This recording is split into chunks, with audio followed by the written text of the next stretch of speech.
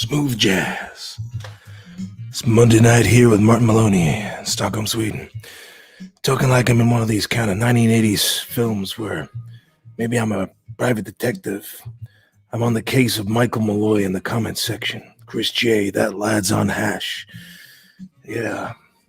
Some rumors going around that some Indonesian lads from Bali were trying to import some of the stickiest, dankest hash in the game since Red Lebanese. Texas Pete, Andrew M, Maloney's Digest. Tonight I'm coming at you as Babylon Zoo. Spaceman. Sitting on this table, listen to some smooth jazz. Johnny Sideways. He says I'm a smooth operator, baby. Just gonna have this smooth jazz playing, man. And every now and again I can do this. Smooth jazz. Royalty free, so I don't get no copyright strikes. Cause I don't play that game. Oh no, Hot Wheels. How you doing, sunshine? Are you feeling good? Are you on the wine? Did you ever see fucking lads down in Shrewd? They have a place and you can fix the car. Sweeney's Garage, they helped me out once. The bushing was a bit rattly. Yeah. So what's the crack, man? I sort of jump on and do a bit of a chat here. Rachel Coyne, The Rivers of Babylon. How we getting on? So the Sledge Gavigan and Stephen Kelly, aka the Cowboy, has just done himself a little live stream. And I said to him, do you want to jump on for a bit of a chat? Like, do you know what I mean? And I'd say in about 5 minutes he'll be joining me for a chat. Where you been, man? Asked Johnny Sideways. A bit of crack there at the weekend, and I meant to do a live stream there. Sometimes the old hours they float away. Do you know what I mean? Mikey Renshaw, my man. What do you think of the Hasbulla fight coming up? Who the hell's Hasbulla? Sounds like one of those lads that look for troll. They be trolling you for the Israeli government. What is it? Hasbulla? Okay, let's see. There's mini Khabib. I see here. There's a little picture of a mini man with a flamethrower.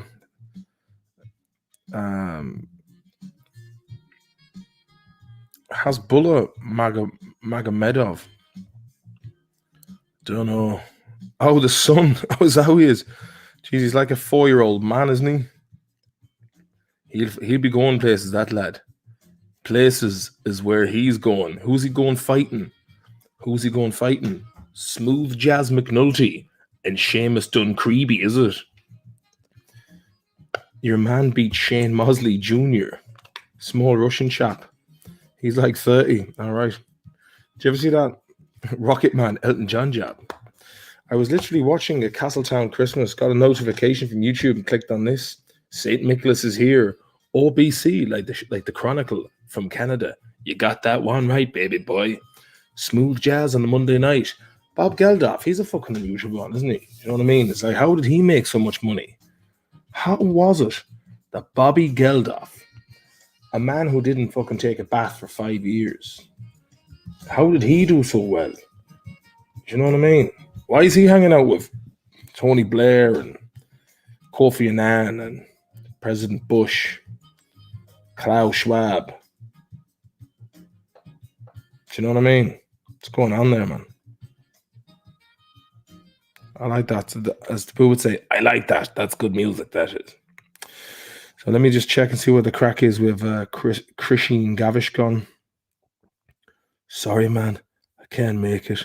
All right. Hurry on to fuck. Get him in the mix.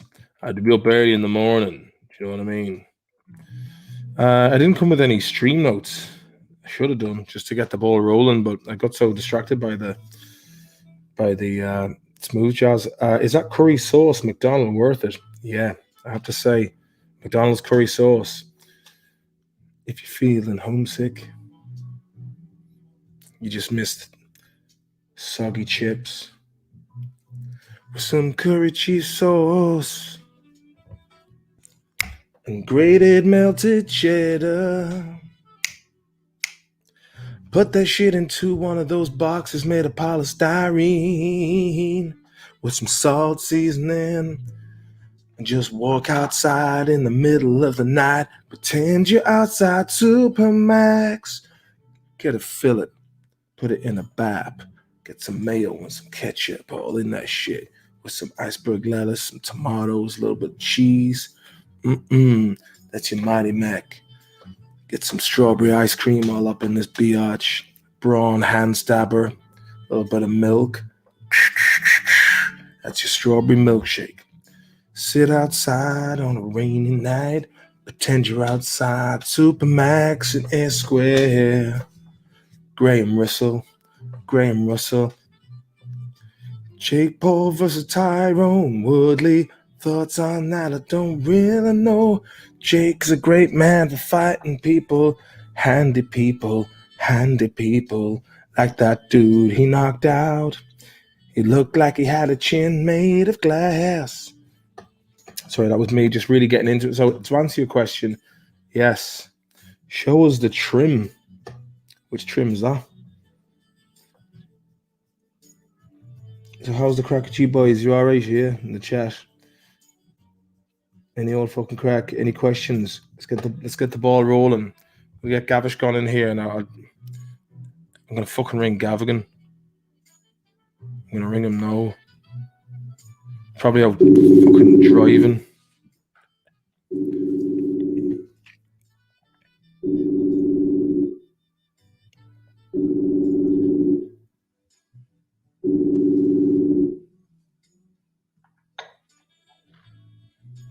Fucking Gavigan. March. I'm waiting for you to cruise into the old call there, big man. I'm literally just walking into the gaff now. Right? Good lad. What's the crack with a cowboy and a two chiefs, Mahan? What's the crack with a cowboy and a two chiefs, Mahan? I don't know. I was talking to him around 9 o'clock.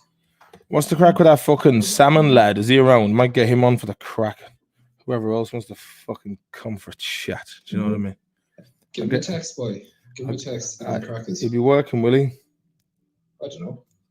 He wasn't talking to him. Will he be fondling the bag off himself? Will he be fondling the bag off himself, will he? Don't know, mate. Don't know. Give me 2 seconds. I'll turn on the laptop, all right? No worries, Blood Omen. Talk to you soon. All right. Sounds good. Good luck, mate.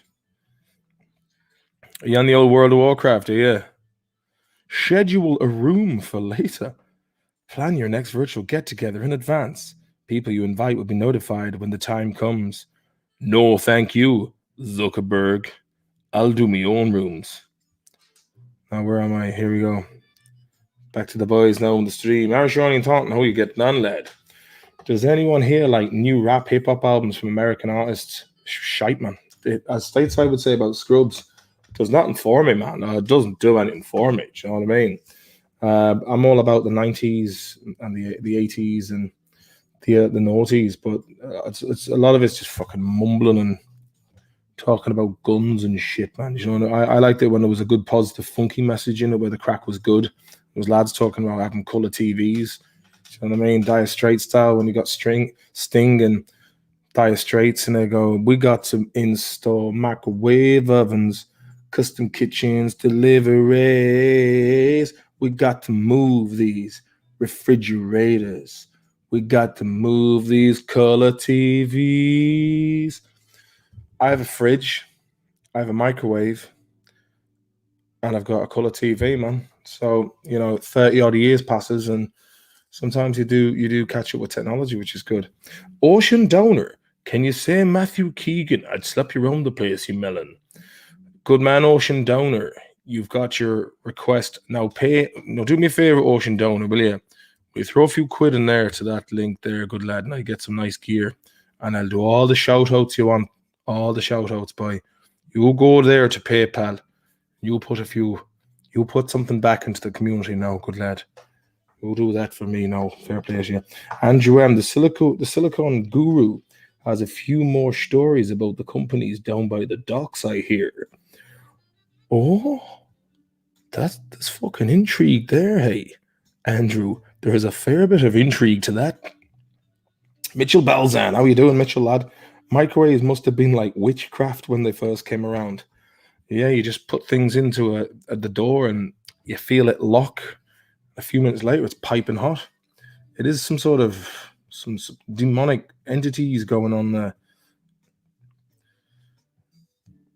Alan Keen's in the mix. We'll let her fill up a touch. I heard an album the other day that was legit, man, called King Blitz. Saw it on Spotify. Check out Normalized, track 3. Album Things Never Go As Planned was intelligent. Do you know what? I will check that out, mate. King Blitz. I will do this now. Yeah, King Blitz. I heard you're making good fucking tunes, hey. You see, everyone's getting like. I've no doubt that there's loads of great artists out there. But the thing is, the record labels just pay radio stations to repetition till it just gets lodged in people's heads. What was the name of it? Things Never Go As Planned. I'll add that. I will add that, man. I'll be like, yeah, fucking King Blitz. BC was on to me there on the live stream. Who? BC. Yo, who's BC? Like, you're not BC from the chat, like. Yeah, who is this? It's Mark Maloney from Maloney's Digest.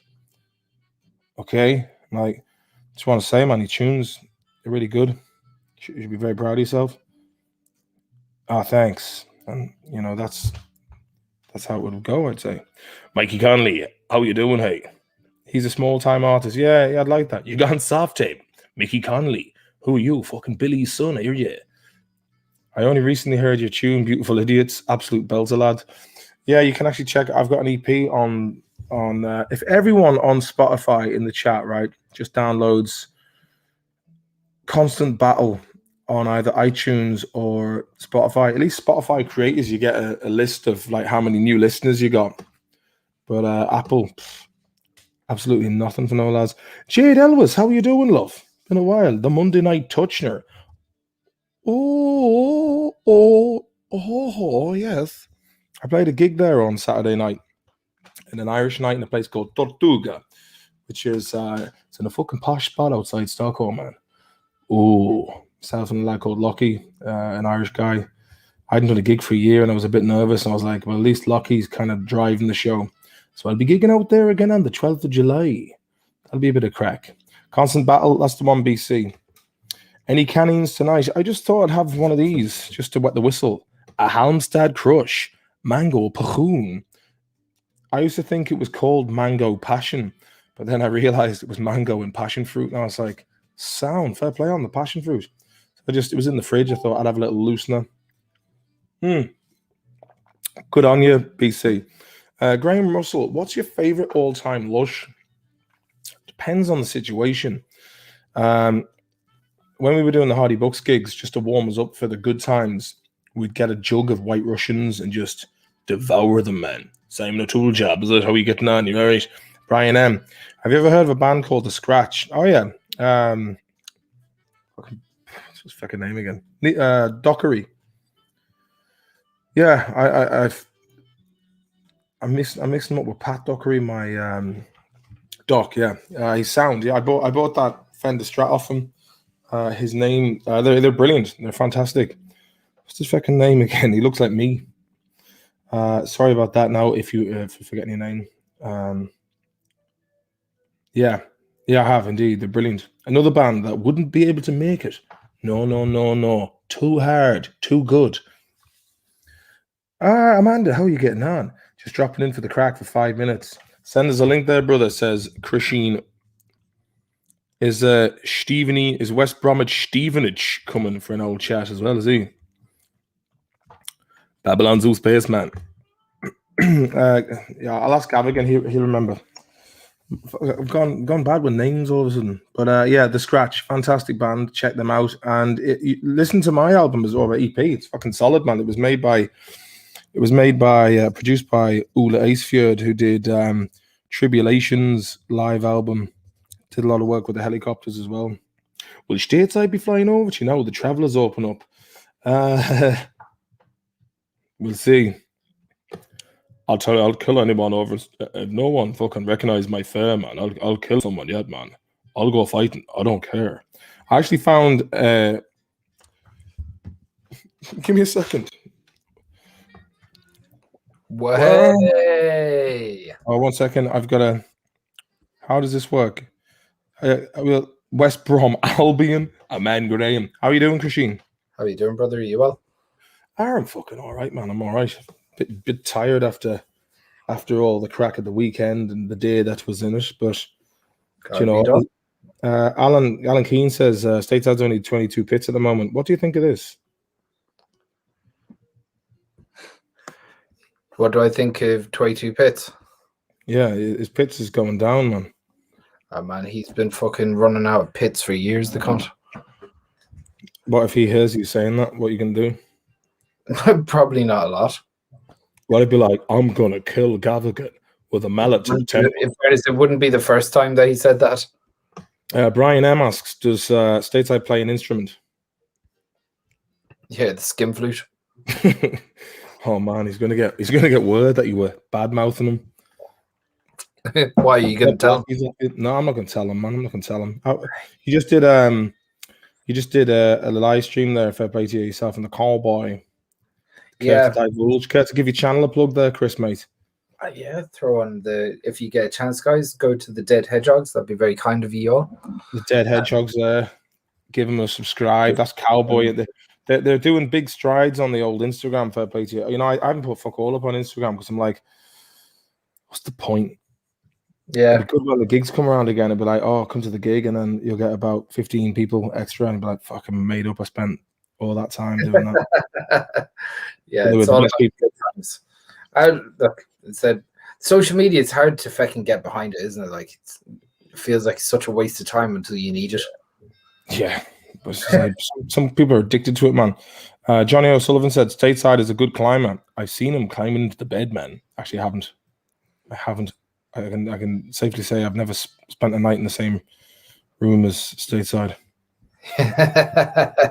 But he wanted to. Right, Mitchell Balzan said, if you don't turn that cap the right way, I'm going to jump out the window. Is that me or you? You, I think, said Chris. Really? He's a tough guy, Spider-Man. Colin Fahey says, is it true Stateside is a superstar in the States? Any confirmation on Hardy Bucks on air over there? There doesn't seem to be any real metrics of how it's performing over there at all, to be honest with you. But Stateside once told me some lad reckons he's seen it in Las Vegas on TV, and I was like, was that someone put it on TV over there? And just could have been like an Irish lad who was just putting it in a bar over there and was like, yeah. Maybe. But because someone was watching it on a telly in America, by default, it made it big in America. An Irish bar with RTE in the background. They were waiting for the Sunday game, and Hardy Bucks was on there beforehand. Do you know what, Chris? I'd have to say, Stateside would be big in America. Just physically. Yeah, or maybe he'd be like, some parts he'd be just regular size. He would. Houston. What's the crack in Stockholm, man? Not an awful lot. They're going open in the bars soon. Yeah. Yeah, so that'll be a bit of crack. 10:30 now, you'll be able to go out. Get the gigs will be on again. That'll be good. Kevin Murphy asks, Stateside still making threats of bummage? I don't know. Haven't heard from him for a good while. We should get him on live. No, I don't want to come on live, Morton. I don't want to do it. Imagine an alternate reality where Stateside is in James Corden's position. Stop. Imagine. Handwritten CV, personal touch. Yeah. James, can we take a few moments out just to slag off James Corden? What illicit things did that man have to do to get to where he's got? I'd say he's taken some pipe. Pipe, you reckon? On to that. Thanks, Siri. Ask Siri, has James Corden taken a cruel amount of pipe? Hey, Siri. Has James Corden... Oh, Siri doesn't want it. Siri can't fucking tell us. The Illuminati's infiltrated the chat. Bastards. Didn't the big Ukrainian fella bum Stateside at the end of season 1? It was the Viper. Fuck knows what happened there. Like that was a storyline that just like many other storylines went off and nothing happened. How comes Bruce? Question: why does everyone in books have a nickname apart from Eddie? Is the whole thing in Eddie's head? Do you know what? That's actually I've never thought of it like that. I think he's the only one who doesn't have a nickname. Yeah, could be all in his head. Face like a Corden. Sean Thornton says James Corden is pregnant with Stateside's baby. Imagine that for a child. It'd be 3 stone coming out. It'd just be called Sturgeon. Brian M says, I heard he has some nudie blackmail photos of Hollywood's elite. It could be more like fan fiction. Occam's Brute takes fan fiction. I like that, man. Hardy Books fan fiction. It's just lads doing illustrations like they would Aliens versus Predator. Mitchell Balzen said he defo sucked off David Cameron. Either David Cameron or David Williams. David Williams is a fucking something going on there, man. Yeah. Strange dude. He swam the English Channel, didn't he? He did, yeah. He was on pills for Cheeky Boys when he did it. I'd actually respect him if he actually was on pills while he did it. I would myself, man. Or at least shitloads of ephedrine. Yeah. Charlie Deignan says, pity Lewis Waltz never turned up to Stateside, or he would have been bigger than James Corden. Maybe one day the two of them might just merge. You know, like those lads at the end of Bill and Ted's bogus advert. There were lads who were called Station, and the two of them came together and formed one big lad. Maybe that's what like Stateside and James Corden would do if they met. Like, imagine the stink of the room, man. Yeah. More chins in the Chinese phone book, says NP. James Corden is he's fucking woeful, isn't he? He's right in there in that fucking American chat show shite now. Right in there. I mean, what do for any American people in the chat? What do you think of this James Corden all of a sudden coming over and he's like, "Hello, welcome, I'm James Corden. The Chili Peppers." And I remember talking about it on one of these live streams at Stateside, and I went, "Yeah, you know, he doesn't even like be driving the car when they're filming that. It's just on the back of a truck." And he's like, "I wouldn't be fucking surprised, man. That James Corden, his fucking ring." He was really just giving out. And I was, this might sound sad, but I put Hardy Books on with one ear pod in literally every day. The funniest show I found on Netflix or any streaming platform. You made a timeless masterpiece. Thanks very much, BC. Someone else I was having a conversation with someone else the other day, and they said something along the lines of it was like it doesn't matter how many times you watch it, it's still funny, like Father Ted. BC says, I'm an Oklahoman. I don't mind Corden, don't care for much though. Oh man, I thought he was terrible when he was on English TV. Never mind fucking, he's way worse when he's on American TV. Well, how did he do so well on I mean, it was Gavin and Stacey. He started off on that, like, Gavin and Stacey, and then he was on like, what was it? He was on that fucking sports show with Freddie Flintoff, wasn't he? That Sky One show. Oh, it was like a like I think it's all over, but it's no, it was one of those question of sports. It's kind of yeah. I mean, any out Sky One, man's pure shite. You know what I mean? Apart from Simpsons. Goggle box is on. Better go, Martin, says Graham Russell. Good day, mate. You're not going anywhere, lad. You're staying there. Don't be watching those people watching that shite. Telling you what to be watching. You know, they're going, oh, mate, you missed out on this subversive shite. Fucking scumbags, a lot of them, man. A fucking bunch of wrong uns. He's a good host, just for a younger audience in his mid-30s. Look, he gave Patrick Stewart a bit of shite there a couple of years ago as well, and he was real conceited, and Patrick Stewart was like, well, he made a reference to his weight. And he's like, yeah, go on, say it again. Say it again. I was like, it was just Corden the blimp, says John Joe McGonigal. Joseph Sullivan says, yeah, I do not like James Corden. He tries way too hard to be funny. Instant channel change. That car singing shit he does is pure cringe, says Alan Keane. What is this? Is that even them singing, or are they lip syncing? Like, he's not driving the car half the fucking time. It's in the back of his truck. Is he singing with them, or is it lip syncing? No, I think all this lip syncing shit fucking took out. Like, you know, Mark Mulholland's a great man for just ringing you up, steam the middle, like going, doing videos. Yeah. Like, why are you sending it? I mean, if you'd sung it in perfect Even if pitch, it's bad. Yeah, I would have even if been like, all right, fair enough. I'll watch it. But the fact that people are lip syncing to, like, I don't know, Babylon by David Gray, you're just like, why? What does this mean? Do you know what I mean? I'm like, why would you do this to me? And then TikTok videos are full of it, man. It's like people can't even fucking sing anymore. It's like they're getting massive views and just lip syncing. The But, world like, is fucking mad, hey. Sure has. But like, even if you look at regular pop music, it's full of auto tune anyway. So What do you think of Sean asks, Friends reunion reaction, lads? I haven't seen it, but I'd say Chandler was fairly on it. the best thing that came out of it was all the Joey memes that were going around where he just looks like an owl lad from the west of Ireland. Do you see any of that? You know, No, I've seen some of this shit, man. Nicardo TV comedy. Hello, Nicardo. How you doing, mate? Host, can I get moderator? I need some new friends. I like that. Which one's the host though, Nicardo TV comedy?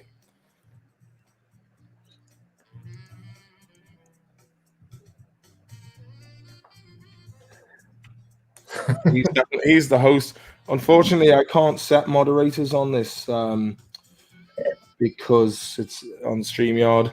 Riley, Pro Magician. I went to a YouTube convention and saw a stage where all they did was lip sync, bunch of shit. Riley, that's a very interesting one because years ago I went to a YouTube convention in the Millennium Dome in England, in Greenwich. What's it called? Like they call the O2 Arena, and they had a like kind of a live function, and I seen like some of the most neediest, desperate fucking soy boys and weirdos I've ever seen. Me and Tordoff went there, and we were like, "Yeah." Do you see anyone interesting? Like, do you see anyone that? No. Hi guys, I'm at this place and it's amazing. It's YouTube. Oh, hi, say hello to everyone. Look at me. I was like, how desperate are these people for a bit of fame, man?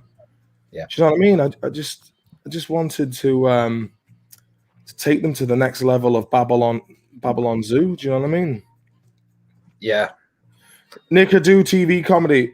We can't actually put you in as a moderator, and we put like, you know, I've just seen you now. You know what I mean? And there's a lot of lads here who still haven't been moderators, and they've been on the channel for many's a moon. But you know what we'll do? We'll have a little look at you, see what your channel's all about, mate. Do you know what I mean? Have a little. You know, you're getting a free shout out from my huge audience of 4,000 people. So have a little look there, lads. You know what I mean? See what we got here. What we got? Are you supping any tins there, Mort? I just had one. You're doing all right, Nicardo, man. You got 1.69 subscribers. You're getting on well. You're a young lad. Fair play to you, mate. Fair play. Keep it up, man. Keep it up. Where are you based? Yeah, I'll give for anyone who wants to check out Nicardo TV comedy. The man has a TV comedy channel here, and I'll put the link, man. So if anyone's curious, have a little look in the link there in the chat. Nicardo, brother, man, I can't do any fairer than that, mate. You know what I mean? I know what it's like to try and get viewers, and I admire your spirit because sometimes I've gone into live streams. I'm like, yeah, I might get a couple of extra subscribers out of this. Never happens, like, but I did that for you, mate. You know what I mean? Because that's me. You know what I mean? I'm all right. Like you can ask Graham Russell or Riley Pro Magician and Sean Thornton, no autographs. You know, all the lads, mate. All the lads. Sean Thornton, Sean from Chicago will be on later on as well. Okay, what to say here? Everyone was fake at the YouTube event here too. Riley, whereabouts was that? Was that in the States? Was it? Sean Thornton, another interesting question from the main man himself. What are your thoughts on Irish government reactions to crowds having the crack? Oh, yes, thank you for that. Tony Houlihan, the fat cunt. Right? You know, like How do people take these knobheads seriously, man? Do you know what I mean? They're a bunch of Like, fucking I'll be honest, soft-handed money men driving around in Lexuses with fucking starched shirts, making huge money. And listen to that, Luke O'Neill, tosser. You know, but I they're think there's a fucking reality check. I heard this. I saw this video earlier on one of the presenters. hula hoop. Get stateside to fucking finger his hoop. Sorry, get a bit. Sorry, Chris. I got carried away there, mate. Let's put it this way: people have kind of got carried. The people that have got carried away with this over what happened over the weekend. They it doesn't matter. Like, they've actually done exactly what they want. They asked people to go outside and meet outside. Yeah, So you know what? Fair play to them. You know what? These fucking middle-aged babies, man. These fucking soft middle-aged babies.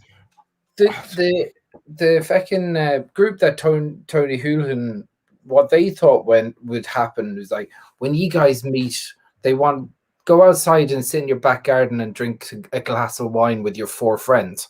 That's what they meant by bring a checkered cloth, right? Yeah, a red and white checkered cloth with a picnic basket. Oh yeah, some tapas, some antipasta. Maybe make yourself some like champagne flutes with some chocolate mousse or souffle, and just really sit there and have a nice chilled one on this checkered cloth. That's for what about they 3 hours. Yeah, that's what they thought they were giving people instructions to do. What did young people do? They did what young people would do: go out and enjoy their life. Nickadoo is watching TV comedy. He's watching from Jamaica. Wagwan. I like your style, Nickadoo, man. You're always welcome back on this channel, brother, man.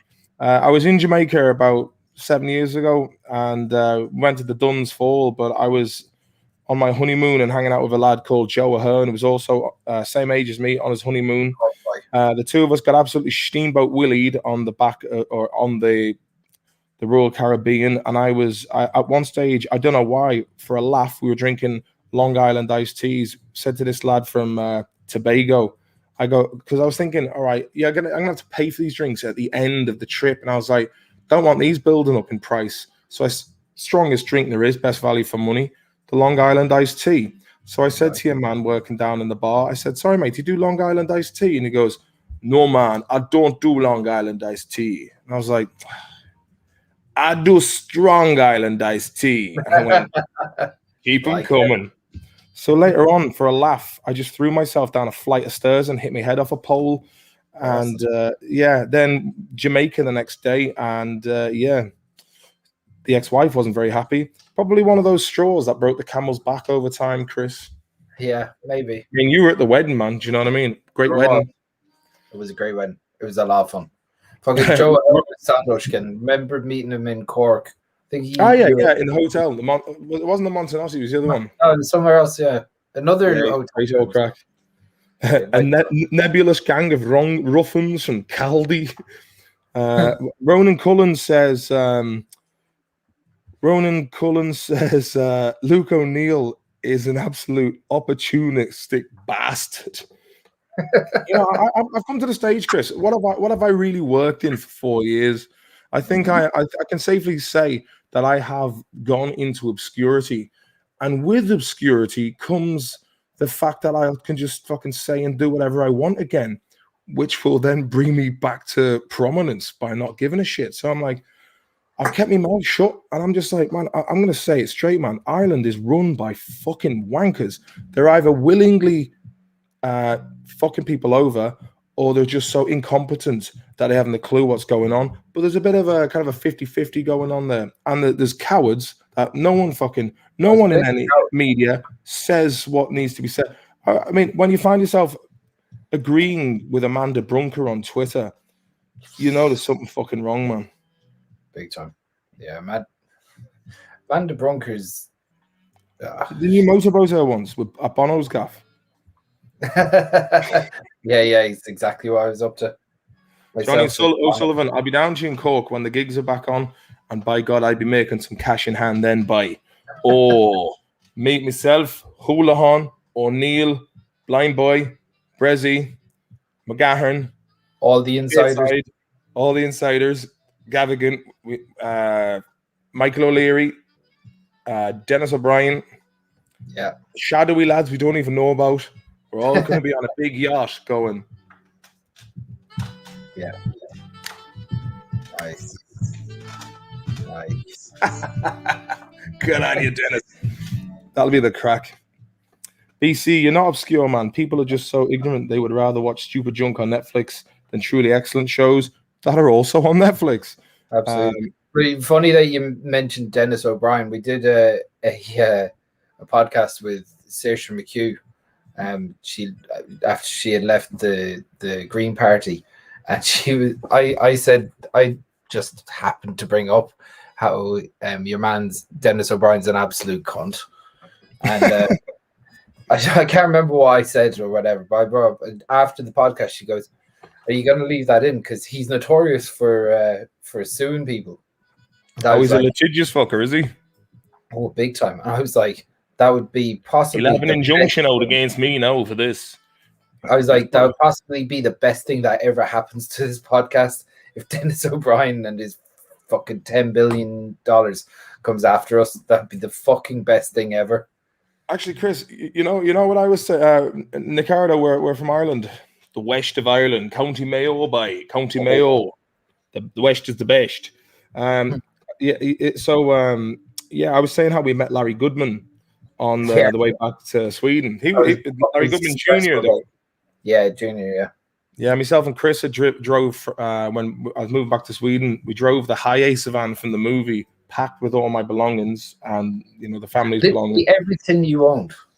Everything. Well, there was a couple of bits left in my Mars, but yeah, for all intents and purposes, yes. And then we went to 3 ferries and did it in 3 days solid, just drove non-stop. But Larry Goodman Jr., we were skint, and he bought us a dinner at a seafood buffet, which was going to be £30 each. I was like, yeah, that's like fucking Chelsea part of the bus. Then you were like, fucking Chelsea parked the bus, and then Liverpool lost. And then the day before I had to go to court for that nonsense with the big tree, we were watching Crystal Palace versus Liverpool in the Millennium Pub in Dublin, and Liverpool were up 2-0, and then it was 2-1, then it was 2-2. No, and like, come on, yes, and then went 3-1 up. And it was 3. They went 3-1. I had to walk out, man. I was gonna slap you. I couldn't fucking. You're getting so annoyed. You're getting so annoyed at me. You're relishing in my dismay, you cunt. But it wasn't about you personally. I just didn't want Liverpool to fucking win. And you were like, you can tell that wasn't going to stop me because you were annoyed. Fucking lunatic. Eddie Hobbs will re-emerge, mark my words. There'll be a bit of fucking coin in the funny. Eddie Hobbs went from being like, how to manage your SSIA money during when Ireland was at peak fucking madness with money. You know what I mean? As Paul Gallagher said, they should never have given Paddy money. He went fucking daft. He really did, man. How did Jeremy Massler enjoy his stay in Mayo and a small part in the Hardy Books? Jeremy had a great time. My medication is wearing off. I must sleep. But he's a good lad. I haven't seen him for years, man. I haven't seen him for 10 years. I stayed with him in New York for a few weeks. Yeah. So, feels like a fast 10 years. Sorry? Said that feels like a fast 10 years. Fucking hell, man. Yeah. Jesus. That is 10 years. Yeah. I remember leaving your gaff before going over to the States, man, and it was like, what was it, end of September, 28th September. Yeah. And the weather in Dublin the morning was unreal. It was a proper scorcher. And I was leaving yourself and Keith and the boys after that Montpellier Hill. I was telling Rod, my mate, Rodney fucking Dillon, mate. I was telling him yesterday and a couple of other people about the court case in the big tree and how I was showing them the pictures of me where I was doing the old Martin Cahill. Yeah. A pub, Biggs Bar, had opened up on the Keys, and Chris was like, my mate's got fucking this new bar opening up. It's a rock bar, and they give you free pints all night. And I was like, arraignment in court tomorrow? I was like, how about that? Will that be a big one, Chris? I don't know. It's fucking sound, man. Don't worry about it. That was the answer I was looking for. Pints all night, and then with about 4 hours sleep. At least fucking 5:30 or 6 o'clock when we left. Yeah, I think we were in bed about 5:30, I think, and I had about 3 hours sleep, and I was swelt with the drink. And then when I was walking up to the courthouse, all those fucking scumbag paparazzis were like, "Here he is, lads!" and yeah, it was fucking crazy. Man, you got to be a fucking right low life to take that job. Yeah, it's a fucking job for cunts, man. It's like it's like when me and Lexus, aka Paul Maloney, when I was 18, we were in Dublin one night and he seen some clamper on South William Street taking a picture of a car he clamped, and Paul pulls up beside him. He goes, "Oi, mate," and he went, "Yeah," and he goes, "Nice job for a cunt, innit, eh?" Man, but the funny thing is, you live just at the end of the street, and you turn left, and there was the halls of justice at the end of the road, and the Citadel. Oh yeah, that was the other thing as well. When I came out, the fucking paparazzi were everywhere, so I had to get a cab outside the fucking courthouse just to bring me around the block to get to your place. Yeah, they literally would have followed you up the street, like. Yeah. Bill says bandits got it right with the bags on their faces, total anonymity. Yeah, but you know who it is, like, you know, they'll you know, you can just Google them, but yeah, in fairness, but they. Yeah, I mean, but like, depends on what you want from, you know, do you want to have to wear a bag on your head for you? Like, what's the crack with him? Like, with the blind boy, like when he's about 60 odd and he's, you know, coming on like these looking back RT nostalgia things. And, you know, they've got like Pat Kenny's in like he basically downloaded his consciousness into an Android. And it's like, so, blind boy, do you remember this? And he's coming out and he's like, you know, he's like got the body of a 60-odd-year-old and he's still wearing the bag on his head. Yeah. Is that how it's going? Like, how do you know, that's not me dissing them, man. People can be like, oh, he's always having to go at blind boys. Like, it's like when Russell Brand was talking, or when it's like when Stuart Lee was talking about Russell Brand, and he's like, you know, I've no ill sentiments towards him, but he's just become so big that it's like talking about the weather. Yeah. Do you know what I mean? And it's a small world as well. I know this will fucking get back to him. He's like, why does he always give me such a fucking hard time of it? But I don't think it's a personal thing. I think the way that you have to look at it is that some parts of society has held him up as some weird golden god of fucking mental health, and other, you know, he's a thought leader, that type of shit. Thought leader. Yeah. He leads people in a procession of thought. It brings him down a cognitive avenue of exploration. Well, in reality, he's just a lad. He's a lad who's done very well. I mean, he like, you know, you wouldn't grudge a man doing well. But in fairness, like, he always was, like. Yeah, he's a smart fella, like. They weren't tight. Like, they bought me fucking breakfast once, and I was like, fair fucking play to you lads. You know, they were sound lads. Like, I always had good crack with them, but I got a bit pissed off there when I was doing a gig in Limerick, and I rang him and he never answered. And I was like, wouldn't even come to the gig, you cunt. Wouldn't even come to the gig. Too big to answer now, are you? Making Higgins, are we getting on? But yeah, so I just don't understand. Like, you see, Swedish TV is like that. That's why I don't bother watching Swedish TV. It's like the TV channels will keep the same people doing the same thing for years. That's what RTE does. It's like people are so lazy in there to try and find new voices and new talent that they can't be asked doing the fucking mental legwork. So they'll be like, oh, just ring him. You know what I mean? And they have an invoice. We don't need the accountant's side. They've got his details. Bring him in. People know him. And it's like the revolving door. I actually got in touch with a guy from RT about doing a Series 5. I just have to check LinkedIn. I seen he fucking read it. But did he get back? Let's have a look. Drum roll, please. Alan Keane asked, can you get Boo on the stream? I was actually hanging out with Boo Boo Dolls earlier on. No, he didn't, the cunt. You know who you are, you cunt. Never got back to it. Yeah, I don't think he was a fan of the Hardy Bucks anyway. Yeah, I'm not sure if you heard what I said there at all. Yeah. Alan Keane asked if you could get Boo on the stream. I was talking to Boo Boo Dolls earlier on. The man's doing very well. Nice fella. He's actually. Oh, he's fucking. That lad sleeps on a pile of money. Line Boy has money. The Boo Boo Dolls, man. No, he's a. James Dunn says here. Look, did you see they gave Enda Kenny a program recently? It was about trains. Like, no one else wants a fucking program about trains. You know. This here is the Flying Scotsman. It's a great chain. It was an iconic piece of engineering. This is Iarnall O'Dairn's version of the Orient Express. It goes to Port Leash.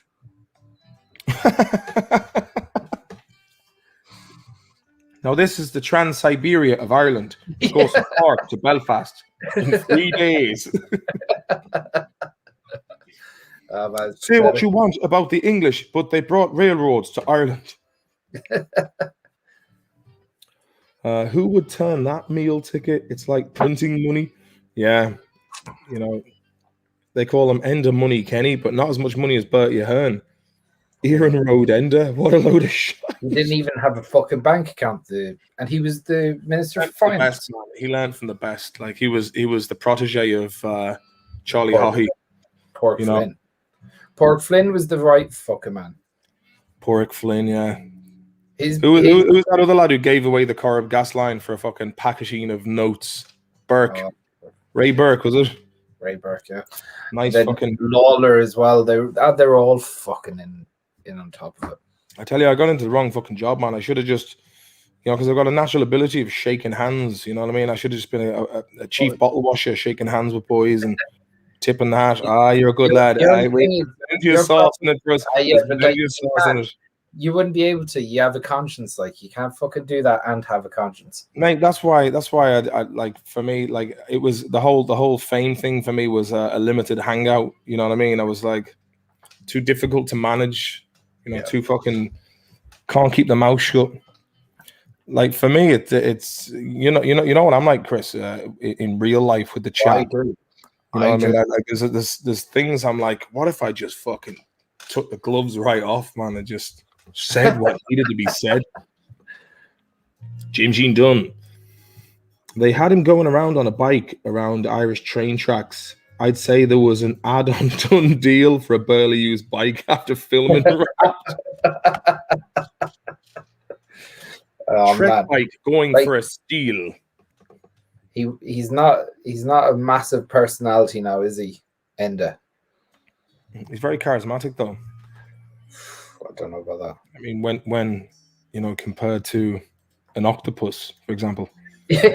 No, in fairness, I was saying that, it didn't Paul the Octopus take over from Seth Blatter as the FIFA manager.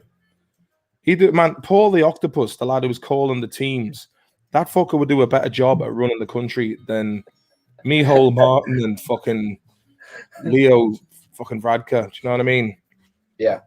They stick the octopus in a big tank, connect them to computers, and automate everything through the octopus. And I'm telling you, it'd be like even better. You just get like what they were doing with the octopus the first time, where he was picking stuff out of 2 blocks. So, just have a binary decision. Do you know what I mean? Be like, should we build new houses in Tala? Yes. Should we 3-bedroom to 2 bedrooms? Yeah. 2. Very good. You've saved us a lot of money, Paul. Hey, slap on the back to Paul. Willie Maheenan says, octopuses are class, man. They reckon they have a consciousness that might be similar to humans. They could be fucking aliens. But wasn't there a man who was going out with an octopus there? It was on Gogglebox, man. I was watching other wankers watching a documentary about a man who had a quasi-erotic relationship with an octopus, and they were like, oh, it's dying.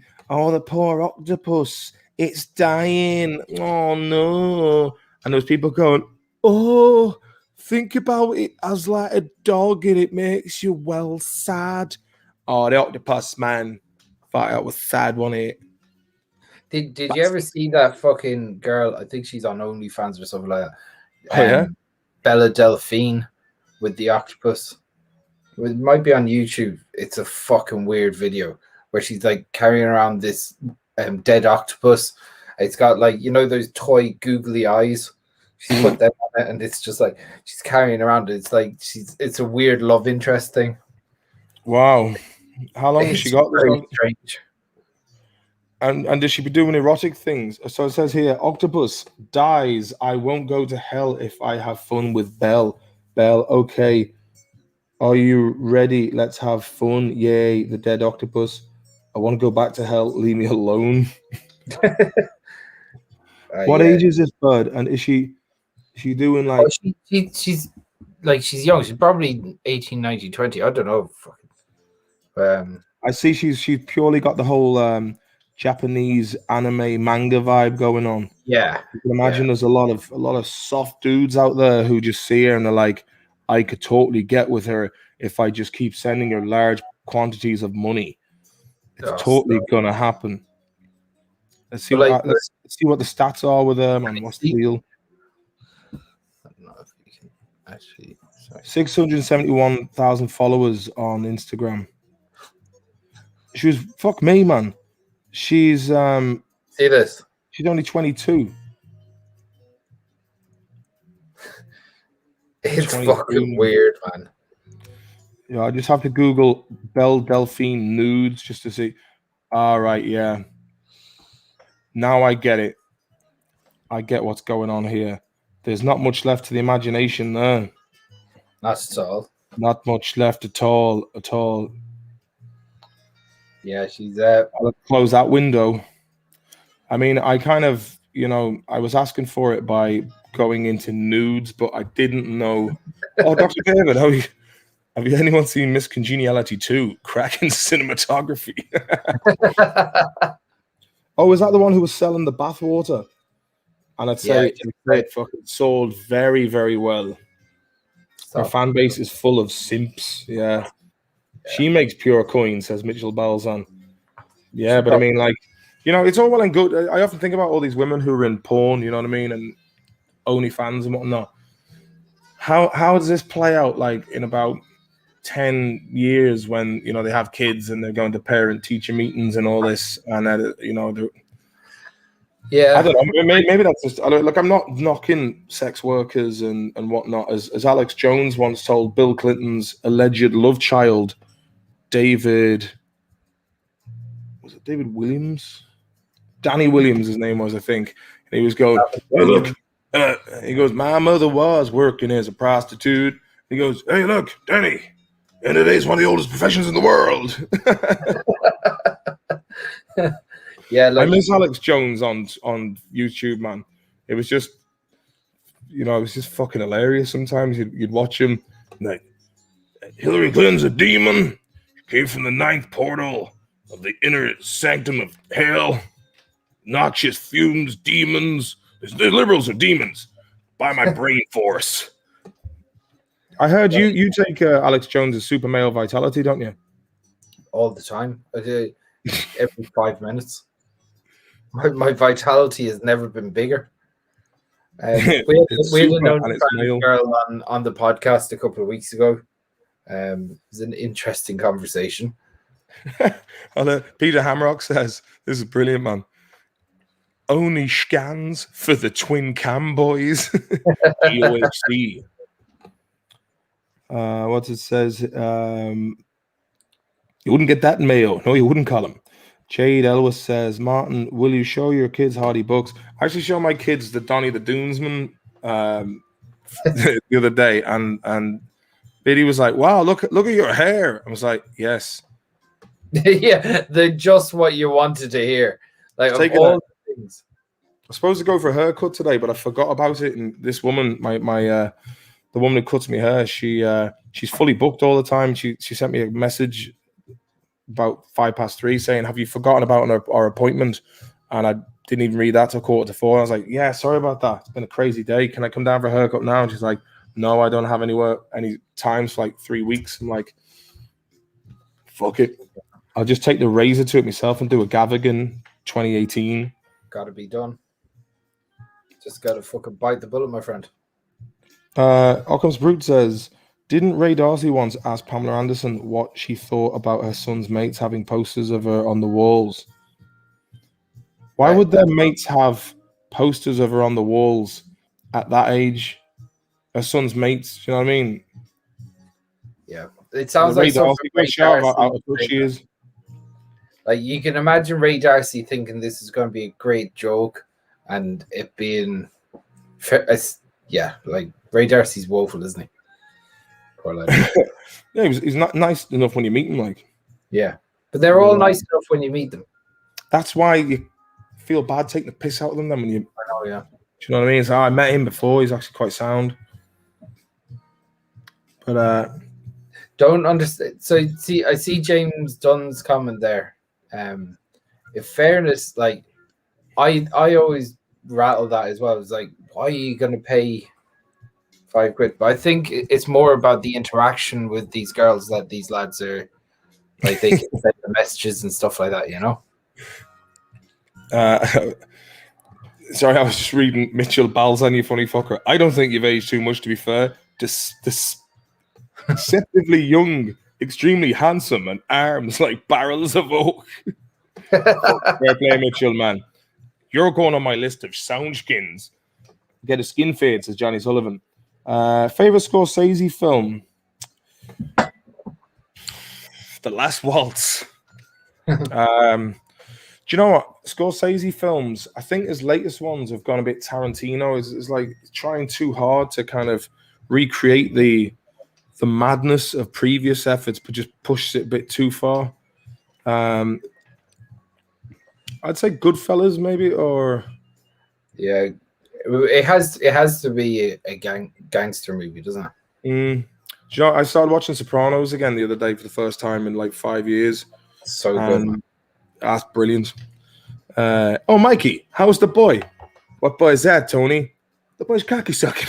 The passive aggressiveness is just, yeah. I feel like it happened again. I felt like ginger beer in my head. Johnny was a saint. When my father died, he could do no right. She wore him down to a small little nub of a man. He was a squealing hamster when he died. And now he's a saint. No autograph says, Goodfellas, because my attitude is just like theirs. I love it, man. You can tell no autographs, mate. You really have gone through the old back catalogue of vintage stuff. Isaac Whelan, Maloney with the Bologna man. Fair play. Ray Darcy is after you, says Emmett Curran. Yeah, Darcy. He's actually Justin Scrone. Did you like the uncut gems? That felt like Tarantino's Scorsese hybrid, but in the right way. Which uncut gems were they? Are you talking about our stuff, or could you please clarify that, Justin Scroll? Thank you very much for clarifying that. We get Justin Scroll to aisle 5 for spinach. Peter Hamrock, I hear you're on winning street, Martin. Derek Mooney handing out 10k for lads picking a number between 1 and 5. Tell you one thing, man. Derek Mooney and Thomas Conlon, man, they hit it off. Winning streak, huh? The Last Temptation of Christ is a classic Scorsese film with William Dafoe as Jesus, Harvey Keitel as Judas, and David Bowie as Pilate. Peter Gabriel soundtrack. Yeah, you know, I never watched that, but I remember the beef on TV when it came out, and Mary Magdalene was chasing after Jesus, going, "But Jesus, come back!" Jesus probably did have a woman, man. I mean, he when you read about him, he sound like, do you know what I mean? He's got crowds of people after him, and obviously he was charismatic and good natured. And I've seen pictures of him, and he's right handsome, just like your favorite blind boy. Yeah. The Adam Sandler movie by the brothers, forget their name. What, Coen brothers? Or the brothers Strauss, who did Aliens versus Predator Requiem and Skyline. The brothers Scorsese. Yeah. I haven't seen that, but I believe David Bowie playing Pontius Pilate. What do you want me to do with this man? Crucify him. Favorite flavor pot noodle, Brian M says. Probably curry. Actually, let's give a little review of the big three. Chicken and mushroom. Yes, I would enjoy a chicken and mushroom. Mm-hmm. Beef and tomato. Yes, I think I like them. And the other one was the curry one. I used to get the curry one. I was in Ballyfermot at school. Yeah, it's good. The curry one is the standout, I think. Look at this. Colin Fahey. I wonder is Catherine Thomas an OnlyFans? I have to say about Catherine Thomas, she's really sound. She's great crack. Yeah. I enjoyed a good few looseners with her. I wouldn't say a bad word about Catherine Thomas, no. Especially, and if she did OnlyFans, you know, fair play. Wouldn't be adverse to subscribing. I like this. James Dunn says, I was never into religion, but Jesus always seemed sound. Yeah, he seemed like a good dude, man. Do you know what I mean? Of course he did. Like, he started like there's a whole religion that went on for millennia since. Yeah, it's not like they've fucking put in warts and all. They've picked all the good stuff. Exactly. Lowest moment eating food. Don't know, man. There's probably been a few of them. Obviously, man's got to eat, right? I think one of the funniest moments in the morning after a session where you picked up Riley making your pizza. Yeah, the time he made Keith the pizza, and there's like cigarette ash and fucking bottle caps and everything. I wasn't that daft. Yeah, but he said that he made a fucking great pizza, though. To be fair. Yeah, just. Would you or Chris reckon that Lilt is an underrated fizzy drink? Cold bottle of Lilt is lovely and underappreciated, says Peter Hamrock. Now the thing is with Lilt, was delicious, but then to avoid sugar tax, they started putting aspartame into all fucking soft drinks in England and Ireland, and it ruined Fanta, it ruined Lilt, it just ruined Tango, fucking ruined them all, man. Lilt would be nice. Sorry? I'd say Lilt would be nice with maybe a glashing of rum. Lilt and rum, I mean, man, you're talking a combination there that should make sense. They're both Caribbean-centric beverages. Does Daniel Collins says, does Mayo have the hardiest west of Ireland sideways rain weather in the country? Oh, yeah. Donegal, man, I think is even crueler. Remember Rory Gallagher Festival 2014? I was just... That was harsh. That was harsh. They were good times. We braved it. I remember that I dropped a plate of pizza on the kitchen floor and just ate it off the floor. That was a low. Well, me and my dad went on the Sauce in 2006 in Liverpool. Mitchell Balzan, nothing like a cold aspartame in the morning. That shit, if you drink too much of it, it will. People have been known to mimic the effects of MS from just over. Aspartame was apparently discovered in a lab by a guy who was messing about with some sort of bacteria culture, and the excrement of the bacteria, somehow he got a bit of this splashed on his lip, and he noticed it was really sweet. And then he was like, maybe I can make this into a replacement instead of putting sugar into everything. Yeah, everything. We can put this in as an artificial sweetener. And then, of course, it went to the FDA in America, and then they were like, the company's like, yeah, we'll buy that NutraSweet or whatever it is. And then he was like, no, but there's some really bad shit with this. You can't do this. I was like, too late. Money's been made. But I was going to say, so me and my dad, right, we used to go to our local in Liverpool was the Albert. And my dad had a little wander off one night himself. And he went to a place called Lodge Lane near Toxteth in Liverpool, which we used to call Dodge Lane because it was pretty fucking dodgy. And this one particular place was called Chaplin's Bar.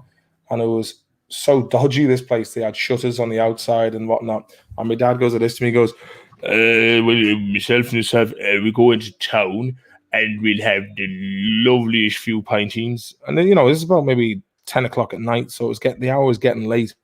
So I was like, all right, let's go into town and we'll do this. Me and you, mano a mano, father and son. Fucking Cat Stevens job. So, of course, where did he take me? And I said to him, it better not be that fucking Chaplin's place. It better not be that place. And he's like, what are you talking about? Why are we going to take you there, son? So the taxi pulls up. We could have walked.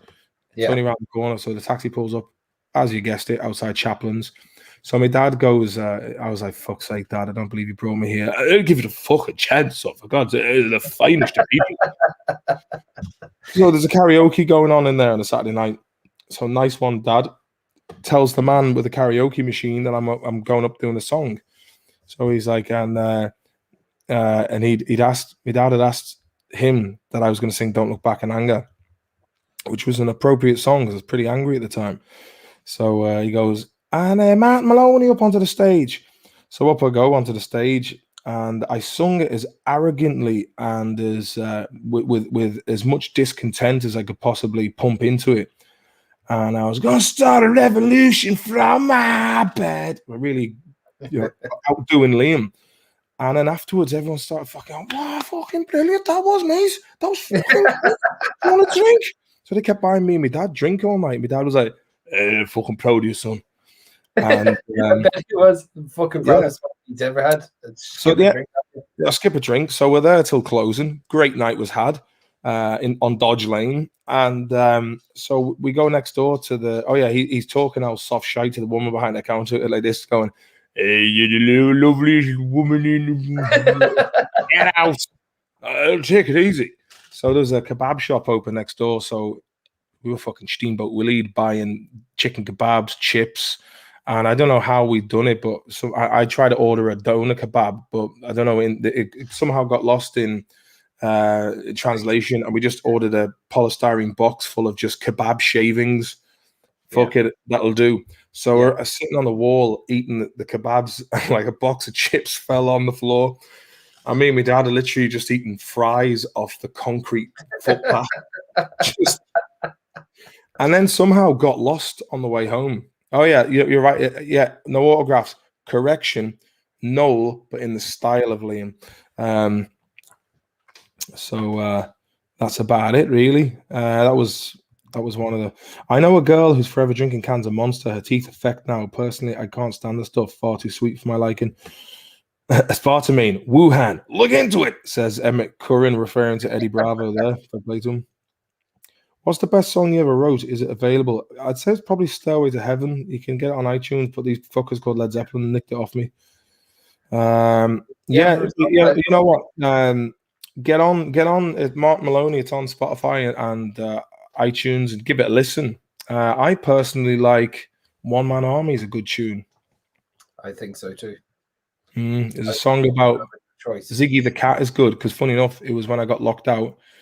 And I was also doing a David Bowie tribute night with Danny Moher. Aquarius, all right, mate, how you doing, lad? Good to have you in the room. What's your go-to Supermax meal? We discussed this earlier on, but I think I will go over this ground. But Chris, I will let you take this one, mate. Probably go with the chicken fillet burger and the garlic cheese chips. Ooh. Very good.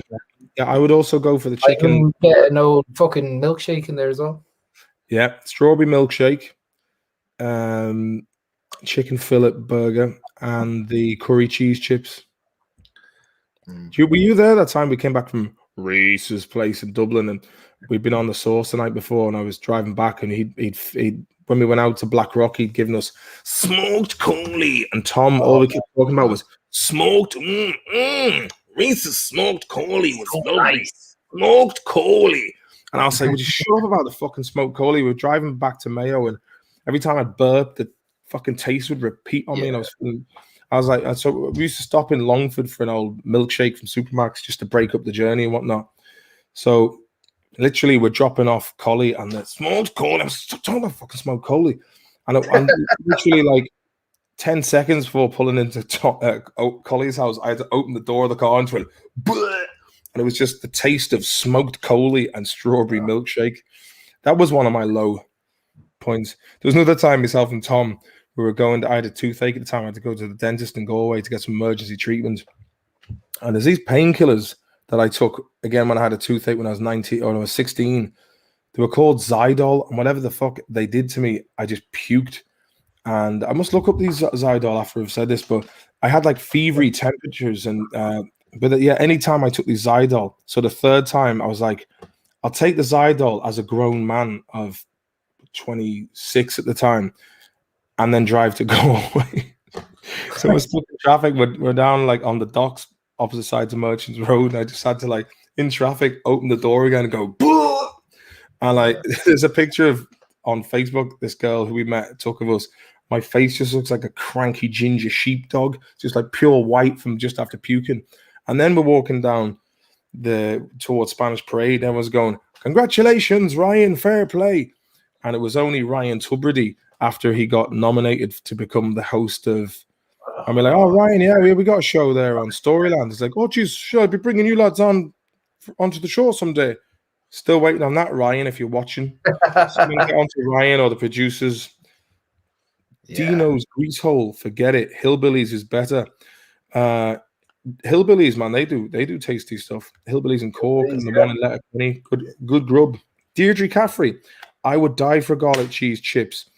Deirdre, where are you living now? If you're living outside the country, you can. Well, you know, the garlic cheese. Probably do that easy enough. What is it like? Garlic and mayonnaise. Garlic mayo and some cheddar. So here's the thing, Deirdre, right? You get your chips, get yourself some mayonnaise, put a bit of dried parsley and some garlic powder in there, mix it all up, put your cheese on top, and garlic. That's what I might have as a little treat tomorrow. Fair play to you, Deirdre. But I've got Irishify sent me a nice bunch of stuff over. A real unboxing of it. Yeah, it's all gone now. I had the Friday night in with the kids, and I just said, right, we're just going to demolish this box of treats. And they're like, really? I'm like, sure.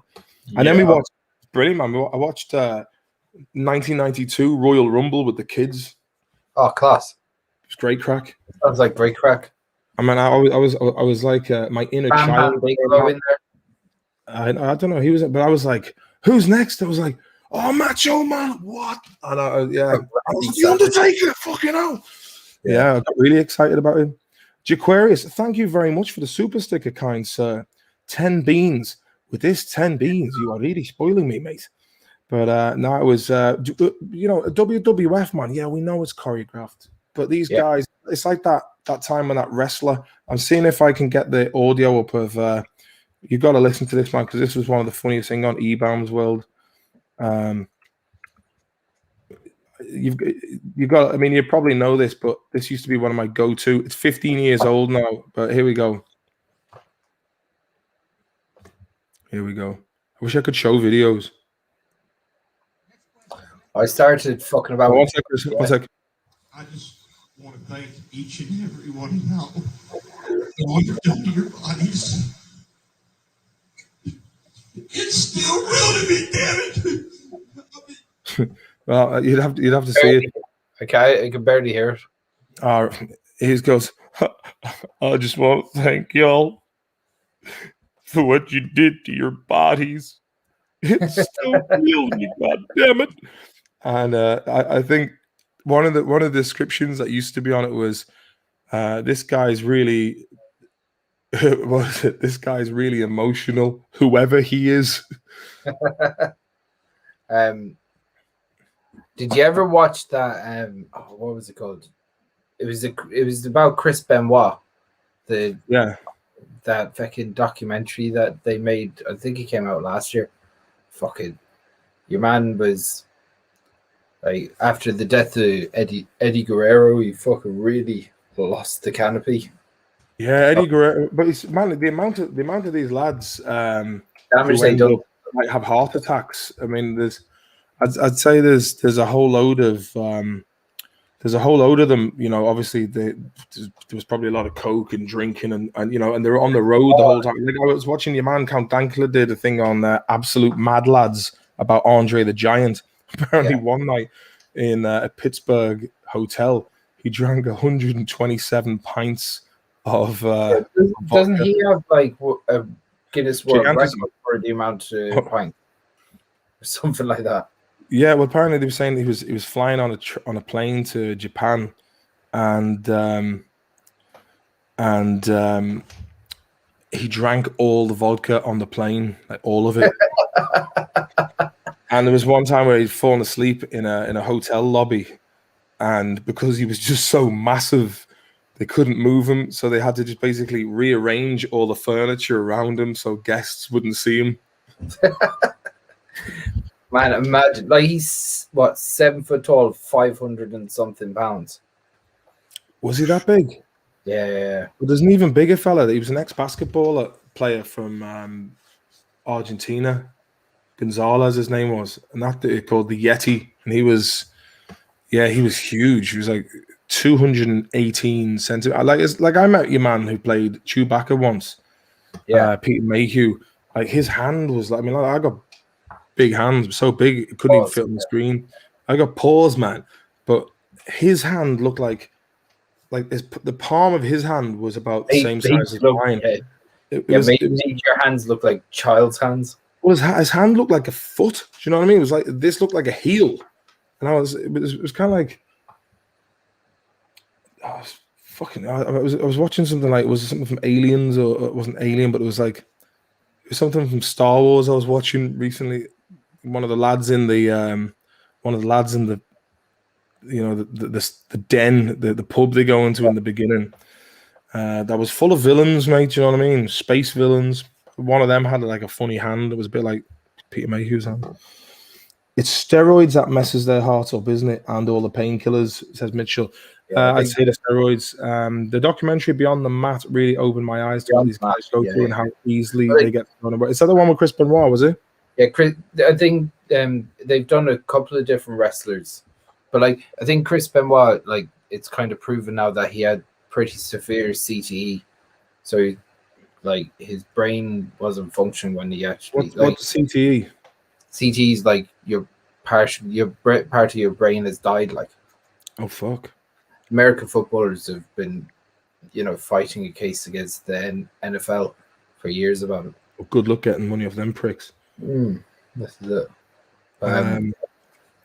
Yeah, so James Dunn says here, there was an Irish lad, Giant Haystacks, 7 foot tall, 40 stone, with size 19 shoes. I remember Giant Haystacks when I was a kid. I never knew he was from Ireland, though. Wasn't there the old wrestlers? Wasn't there a fella called Shirley Crabtree from Kiltramal who went and got really famous in the UK? I think he was from Kiltramal, yeah. Shirley Crabtree. Yeah, Crabtree's after you. Get over town, man. He's fucking huge, hey. Yeah, fucking, hey, Shirley, you got a woman's name, hey. He got really famous in Oh, London. Big Daddy. I was going to say Big Daddy. He said it was in English, but yeah, Shirley Crabtree was Big Daddy. He used to be on it. And I remember, fucking, your man Giant Haystacks is huge. He's like Danny Riley. Yeah. There's one of Big Daddy here. There's a picture here. He's just got tits. A pair of tits that are really far apart. And then he's got those little Vestine. Yeah. See, the wrestlers since, say, the late 90s, they're way more athletic now, aren't they? Yeah. If they were in other sports, they'd probably handle themselves all right. Yeah. It's amazing to see human beings of that size just throw each other around. Even though I was watching the Royal Rumble 1992. Yeah, and I was like, Ric Flair, British Bulldog came in first, and he was in there for about a good 20 minutes, and then there's just it was all they have writers writing the events of what's going to happen. There was a guy called Texas Tornado he'd had a motorbike accident. He had to use a prosthetic foot, and he had that hidden, and poor fucker ended up shooting himself with a 44 to the heart. When he had 2 kids, that's really sad. Yeah, Seamus is from Cabra. Yeah, I remember we were hanging out with Ray Senior, the Corminator, that night, and your man Ray Senior, his manager in Ireland, he goes, "Hey, here he is." And so I was talking to man Seamus, and I was looking at how fresh he looked, and I was on the front camera going, "Fucking, I look rough." Front camera, bad light. But he's go, all right, fella, how are you doing? And next thing, the battery ran out. Seems like it's on enough skin, But when Seamus is walking down the street in Ireland, people are going, "Fucking Eddie Durkin, man, Eddie Durkin." All the time. What you got? When you think that Joyce still the king. See,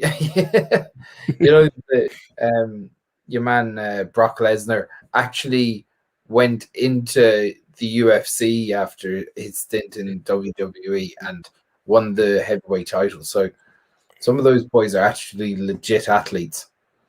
Who won the title? Brock Lesnar. Oh yeah, but fucking the size of him, man. You know what I mean? He has to cut weight to make 260 pounds.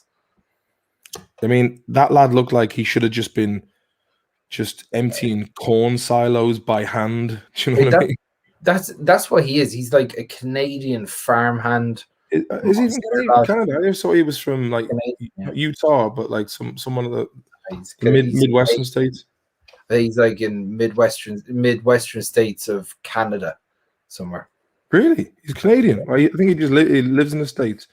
Yeah. He went to Minnesota or something like that in college or something like that. You know, like he's got such. I just want to do this to his head. Just get a squeeze. You know what I mean? Get your fucking hands that close together, mate. More like 130 kilos. Hey, some American Canadian, yeah. So he's 6'3", isn't he? It's size of his back is fucking. It's like a pool table. Yeah. Where was he born? It's Canadian.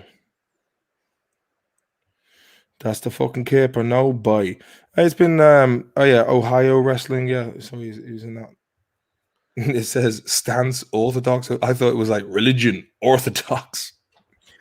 BC asked, you ever get a bottle of Jameson and blast some Rory Gallagher? Oh, have we? Oh.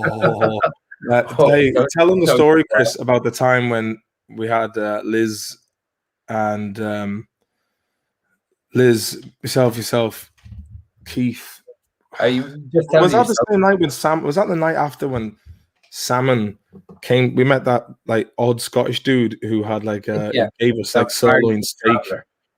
Yeah, we're on the bus to Dublin. Yeah, what a nice fella. He was telling us that the 2012 was going to happen and that they had submarines up in the Himalayas ready to go for the elite. And I was like, I'm sure that was pretty much a storyline from the film Robert Emmerich did.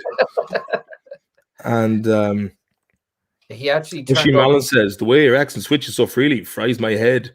Oh ho ho ho. But Brian M, what's unbelievable is The Undertaker had a broken foot the night he wrestled Mick Foley in Hell in a Cell. Mankind. So tell that story anyway, man. And then we'll hit. I have to hit the road because I'm up in fucking 6 hours. You tell. I don't know. I can't remember what you're talking about. So I think that was the night. Me, you, Collie, and Salmon. No, you were already up in Dublin. So it was me, Salmon, and Owen were on the bus, and we were having great crack with you, man. And you only lived near Houston, so we were like, "Oh, come up to the house and we'll have a few pints."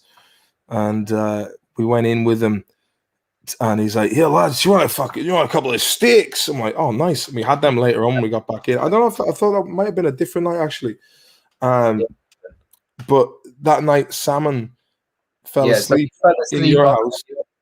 Yeah, so he had a couple of cans, fell asleep on the way up to Dublin while you were hanging out with the Scottish book. Came to my gaff, sat down in the chair, fell asleep in the chair. Then we all went to the Mez. First stop was the Mez. Went into the Mez. Salmon went into the Jacks. He fell asleep in the Jacks, and he got kicked out. So we went with him. We went to the Gypsy Rose. He fell asleep in the Gypsy Rose in the corner. Got immediately kicked out. Nobody was like, "Well, we've given him a chance." He went outside, called his sister, and stayed at his sister's gaff and went home to sleep. That was Salmon's night. That was his night, and he went back to Mayo then the next day. There was just one particular night, man. That night we were in Gypsy Rose. Didn't I tell you to get like a bottle of Jameson and a bottle of fucking Bacardi Oak Heart? And we ended up, Owen has footage of me trying to, I don't know what, I was trying to get into the Workman's with my pants and jocks pulled around my ankles on the keys. No way, pal. So we went back and had a rowdy night, but we ended up trashing your gaff. Like we threw a 20 kg kettlebell out the back window. There was just glasses being fucking thrown off. I'm actually surprised the TV fucking managed to survive that night. That was great crack, man. Montpelier Hill. What did we used to call it? The DOS Palace. Yeah, it was fucking brilliant crack.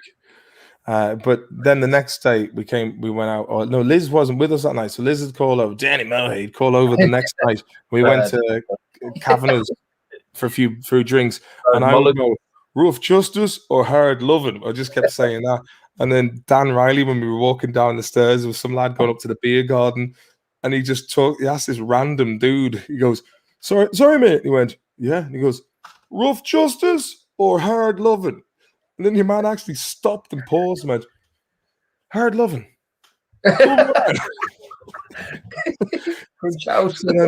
And later, we were in good form then. We went back to, I think Keith had met up with us again. So it was me, you, Keith, Danny Riley, and Liz.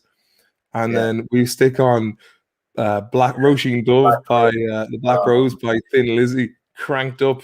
And it was like, boom, loo doo, loo doo, loo doo. And you could feel like it was solid crack on the way again. And then I just picked up your coffee table and threw it against the front door. And then was it Grace, your neighbor, comes in and just goes, "Lads, look, not tonight. Last night was fucking..." And then we were like, fair enough. Pushed too far. But like, when it went, I think everyone threw a glass at the same time and it smashed off the door. And there was just like a smattering of glass all over the shop. And that kind of made Grace go, "Nah, we can't have another night of this. This is fucking too much." The joke was on us because we had to tidy it all up. It really was. It looked great. 3 weeks later. I had to go to IKEA and buy a new fucking coffee table after that session. Yeah. Good times, though. There was good times, yeah. It was very good times. I love that fucking wild freedom again. Yeah, it was brilliant. There was that poster we had of there was that picture of the two, black and white picture called The Kiss, of two women in bed. And we just kept adding loads of stuff to it, dicks and hash leaves and fuck Delors. And then somebody just had a picture of Pope Benedict stuck to it. Whatever happened to that poster, man? Do you still have it? And then we got kicked out. Didn't you get kicked out because your man Jermit, we sent your man Alex and Chan naked into his room, and he was like, "Fuck off!" Yeah, he was coming out swinging a fucking Jameson bottle. Like, that was the night after we met McGregor, in Lily's, because we did that Republic of Telly closing party thing, and the next day me and Keith were kipping in Danny Riley's bed, and you just came in like this, like, "Oh, we've really fucked it now, lads. We've really fucked it." I had a good laugh about it though. I was like, well, your one was ringing me at like 9, probably an hour after that, and she was fucking fuming. I was like, "What are you on about? I'm in bed." She's like, I had nothing to say to that then. Sure, of course I was in the fucking middle of it. Oh man. What didn't you say that you were working in Nancy Hands once, and because you were working and you were living behind the Nancy Hands, so basically for those who aren't familiar with the geographical location of what we're talking about, there was basically, you had Chris's house on Montpelier Hill. At the end of it was the criminal court building, and then you had Park Gate Street parallel to where Chris was living. So the back of Chris and Dan's house was facing the backside of Nancy Hand's pub. Good luck, BC. You said that you looked out the window, or you were going out for smoke out the back. So my girlfriend at the time, she used to work like the pub opened at 11 or whatever, and she would go out there, and when she gets there, she'd give me a call and basically wake me up. We were chatting on the phone, and she's like, "Oh, I can actually see Dan downstairs," and she started waving at him. He actually just opened the window and took his cock out and went for a piss out the window. And she was like, "Oh, fuck." Oh man, funny cunt. Hey, tell the story about when he pulled the German bird and she was nice. Oh man, she was gorgeous. I was disgusted because she was so pretty and so nice, and she was a cracker. She was a 10 out of 10, and I was like fucking shocked, and I was like, "Oh my god, what fucking?" I don't know what he did or what he said, but like she was really into him. But anyway, he brought her back to the gaff, and I was fucking belugas. And I come into the house, and they're sitting on the couch. They're getting all really getting into it, And I was like, "Leave you to it." Went to bed, and about 5 minutes later, all I hear is do do do do do, and I was like, they can't be gone. They must be gone downstairs. So I was like, if they're gone downstairs, I'll get a pint of water for myself. It'll be grand. Walk out there and he's sitting on his own. I was like, where's your one? She's class. Like, he's like, oh, she fucked off, man. She's shit crack. And I was just like, but you did all the hard work. Like, you spent all night with her. You fucking bought her drinks. You brought her back to the gaff. You're sitting on the couch. All you have to do is fucking take your time and it's all good, man. And he's like, no, she's shit crack. She's shit crack. I was like, Dan, tell me the truth. This girl's from Germany. He goes, I'm sorry. I just said to her, you're a sexy little Nazi. And she just literally got up and was like, I'm out of here. Oh, man. Like, talk about... He's got enough cheek for another arse, that lad, man. I can see where you thought that was funny, but... Do you know, it's funny, like, even he, when Liz was up staying with himself and Aoife at the Rory Gala Festival, Stop. he was just like this going, never again, man. Never again. Yeah, in fairness, like, Liz was walking around the Rory Gallagher festival like he had fucking Lyme's disease or fucking he looked fucking horrific. He was walking around with this big blotchy red patches all over his face like he had fucking leprosy. The poor bastard. And Liz, I know you're going to be listening to this, mate, and you're an absolute hero. Man, I love you should come on as well, because obviously the poor bastard's no right to reply. But like he had rosacea, which is like a dry skin condition that flares up sometimes. So with the combination of being dehydrated with all the drink and the fact that, surprisingly enough, the weather was really good that year, so he got sunburns on top of it. So he just had like pus coming out of these like lesions. One second, someone's ringing me. Such a funny bastard. So it was. What's the crack in the chat, lads? See, JL was there. How you doing, Jay? That's me dad ringing. I'll ring him back tomorrow.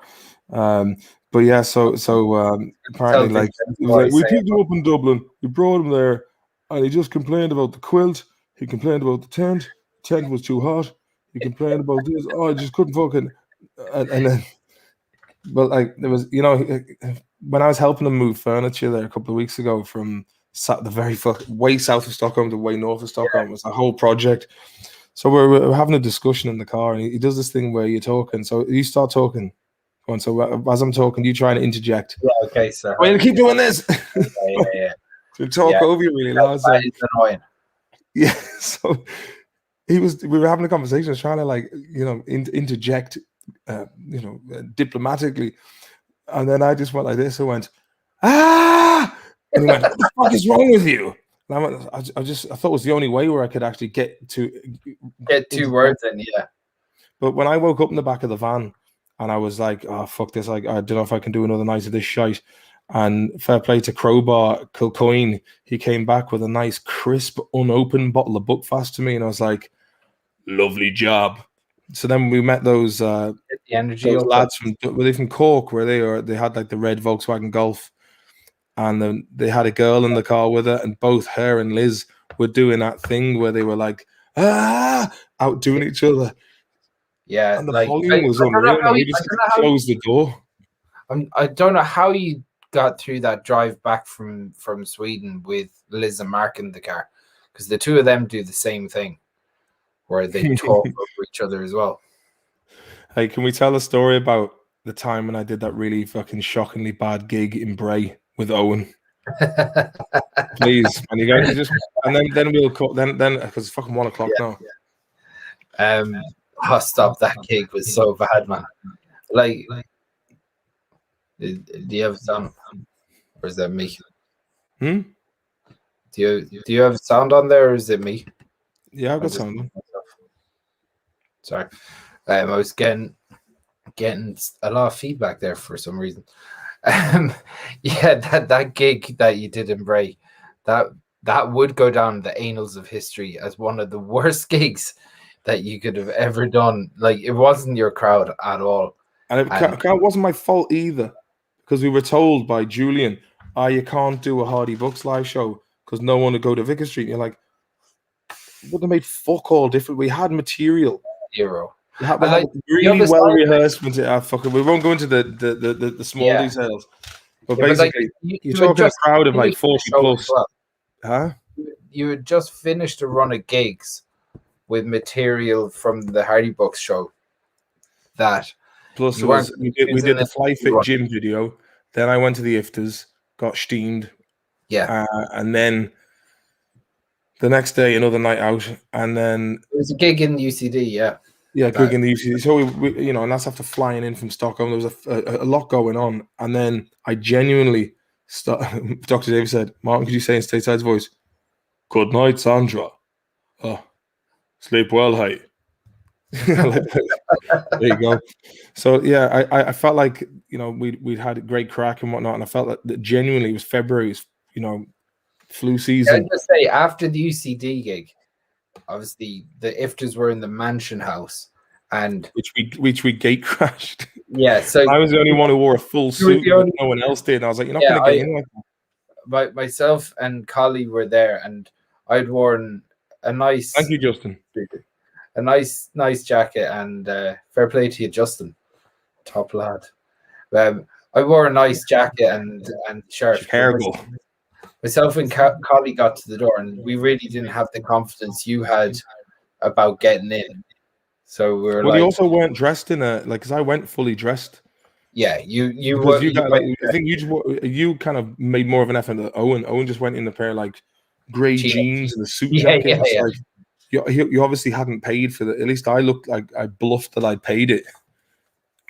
Yeah, I know that, because I wore that black, you know, that black fucking suit. Like, I wore a fucking a black suit and a white shirt. I didn't have a tie or anything like that. So, but like, anyway, myself and Collie went across the road, and we had a couple of beers and called it a night. And the next day was a day off, but we went awful very hard on the Friday night. I thought the next day was the day of the gig.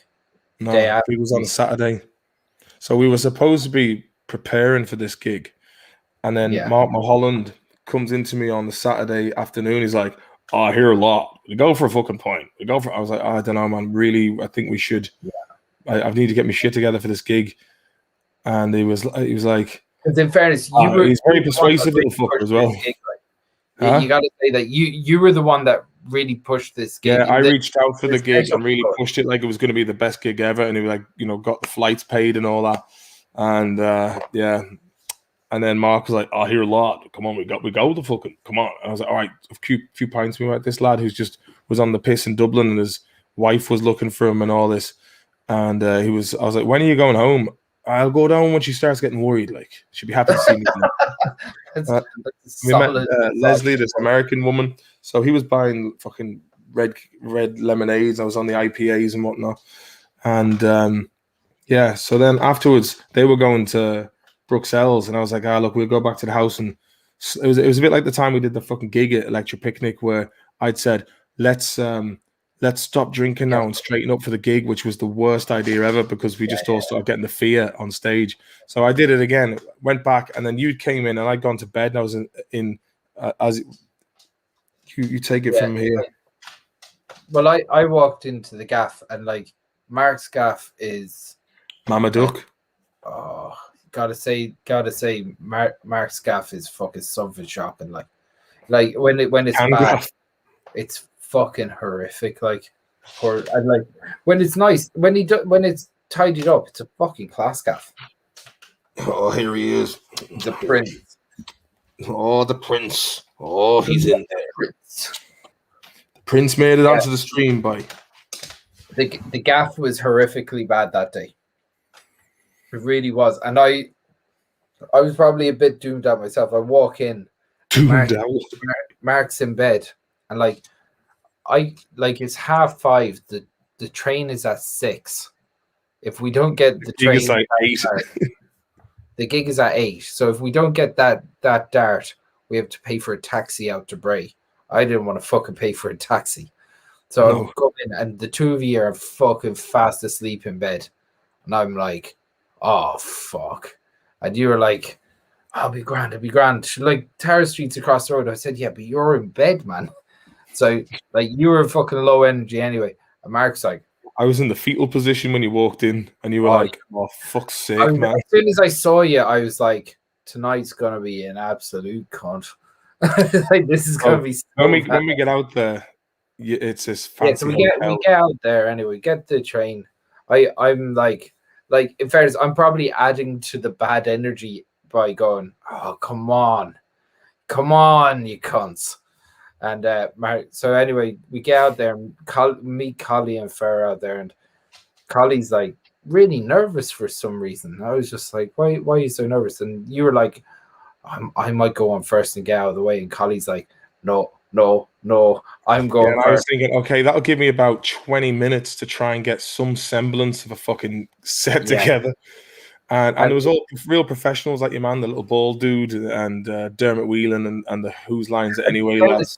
Dermot was nice and chilled. He was loose, like, you know, but the other boys were like, they're not like Irish comedians are very chilled out when they're around each other. But these boys are almost a bit combative and a bit competitive. Do you get me? It was a weird fucking thing. Anyway, like the crowd comes in and they do a couple of this all-star comedy improv stuff for a couple of minutes, and they call Collie up.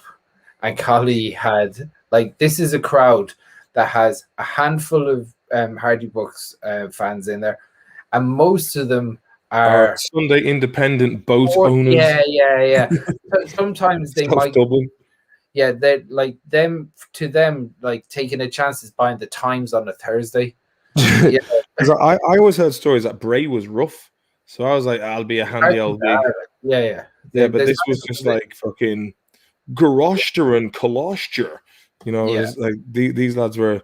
It was. Oh, did you hear Quiva got into her music hall exam the last day? She done fantastic, you know. Yeah. And so basically, Owen did 7 minutes of wank jokes. He got more laughs than me, and I crawled onto the stage. You literally, when you were getting stage with her. Yeah, like as far as like your stage presence, like you were like a sloth. You crawled slowly onto the stage. I was channeling my inner salmon. You exactly, but you leaned on the mic stand like this. Whereas salmon gets away with it because they're like whatever. I don't know how salmon gets away with it, to be honest. The other lads are coming on soon. Yeah, and in fairness, you waffled on for 17 minutes. 17. I did 17 minutes, and I was just like, fuck, nothing I say is working here. But had we have been allowed to have just done the material we knew inside out, we would have at least got some fucking bit of a. But like, it's a learning experience, because it leaves you like, if you're in the shit like that, just fucking do whatever makes you happy. You know, let it off. Don't play by someone else's rules. Your man Adam Burke, was it? Your man, he wasn't very happy with us afterwards. I was just hanging out with all the comedian dudes afterwards. I was in the I can't remember the name of the pub, but I was just like, oh, that was probably the worst gig I've ever done. It was hard, and I tell you this much: Dermot Whelan was an absolute godsend that night, because he just kind of. He was, man. Fairness, Dermot Whelan's sound as fuck. Your man, who's your man? Steve Frost from Whose Lines Anyway? He just kept going. He just talked at me, and I went, "Fuck off, you big gargoyle!" And everyone laughed at him, and he was like, "All right, you got me there." But he was sound when he met me down in Galway. Then the following year, like at the Galway the Galway Comedy Festival, I made fucking damn sure that my set was going to be me, not as Eddie Durkin, but me talking about PowerPoint and all that. It was a great gig in the Crane. But I'm looking forward to getting back to doing comedy gigs. Like it'd be good crack just to get stuck in and do a bit. Like absolutely, it's fun. Sweden's shit crack for comedy, as you may have noticed. It's not surprising though. They like to play by the rules. Sure. Ain't that the truth? Yeah, sure is. But where's the crack with Stevie tonight? How come he didn't come on? I don't know. I sent him a text, but sure, he might be gone to the lab. Fair enough. Maybe he's doing a job in the lab. Has he just caressed himself in the heat of the night, pouring baby oil over his chest, going, ah. As Carl Kelly would say, rolling with the horrors. Rats the size of badgers. Myself and himself are going for a couple of pints next Monday outside. Tell him what I was asking for him. Oh, yeah. That video, I've got to fix I don't know if I have it, but I have to take the Primal Scream music out of it when Stateside is in the hotel. And we were like, Liz was winding up Stateside about like who'd win in a fight out of a cane toad and Stateside. And so we kept pushing this joke.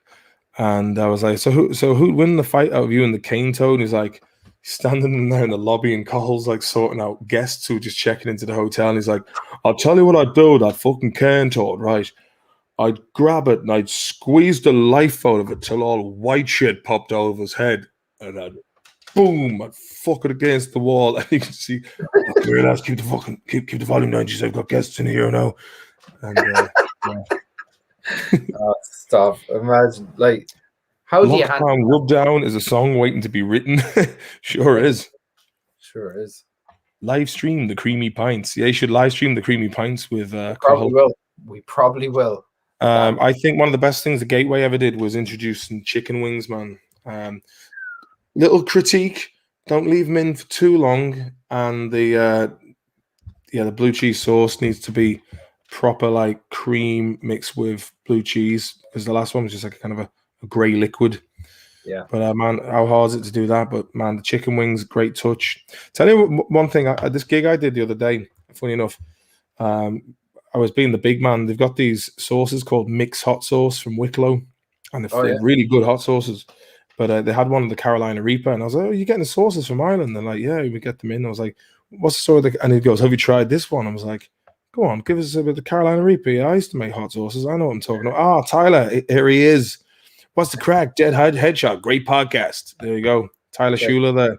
Also, please subscribe to Outlaw Barber if you want some knowledge bombs.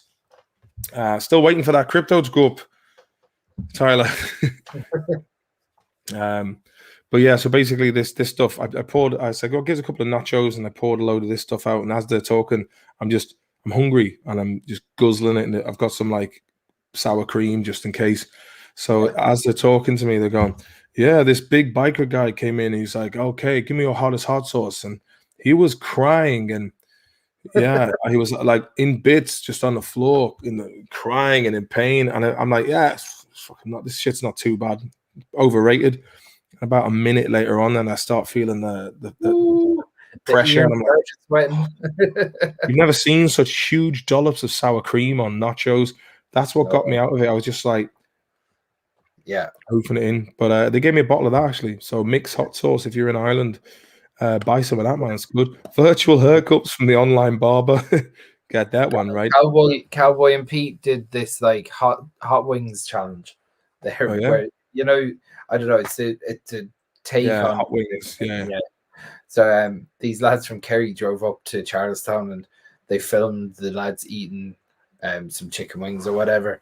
And obviously Pete was eating fish, like fish goujons, and they're having the crack for a while. And one of the lads got absolutely blasted drunk while they were doing this.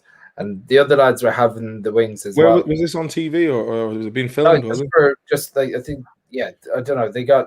These lads came up and filmed it. They haven't released it yet. But Cowboy was saying to me after, he goes, yeah, it wasn't even that hot. They're very manageable. But the lads were like falling about the place, sweating fucking buckets, just like, whoo. Whereas opinions on blue skins.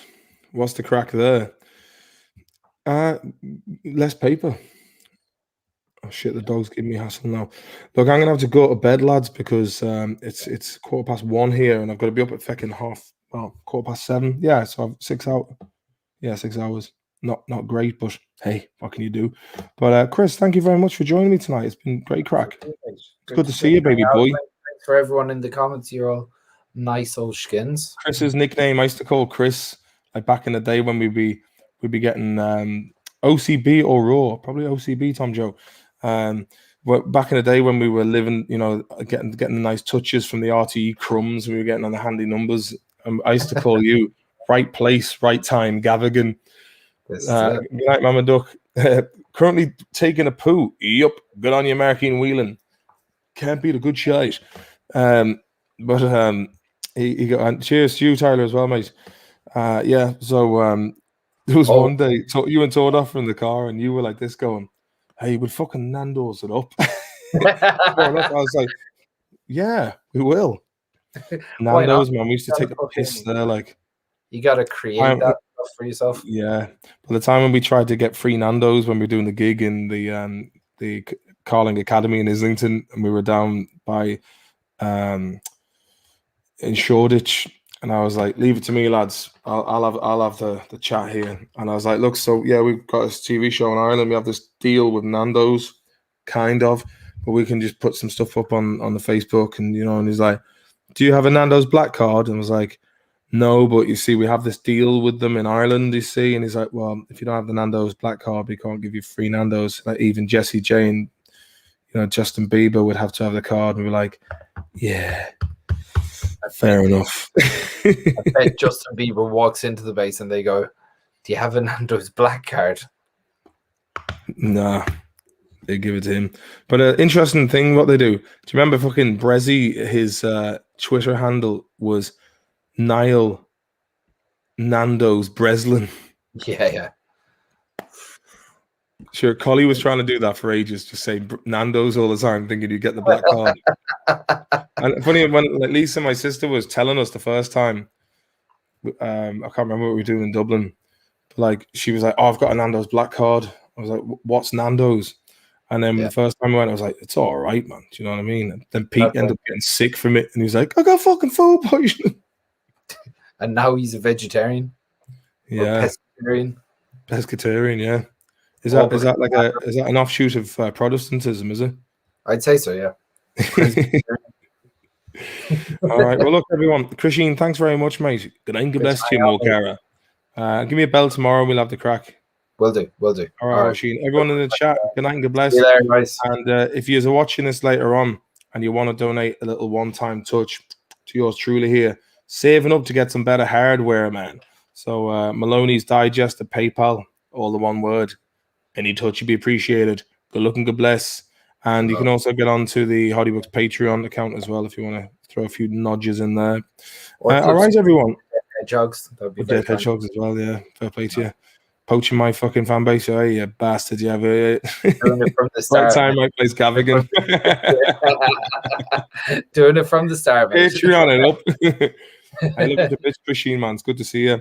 When are you coming over here again? And we'll have a nice soon enough, mate. Nice bit of like last time you were over, it was fucking arguing the whole time. Yeah, but it was great crack as well. There was only one day of arguing. The rest was all good times. Ah, it was. It was fucking. It was good old crack to be fair.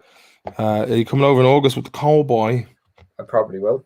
We'll have to do another Owen Nocton job where you're like the producer. I fucking won't go into that. But anyway, look, we'll chat to you later on, all right? All right, Hosheen. Good night, God bless. Good luck, everyone. Thanks for sticking around.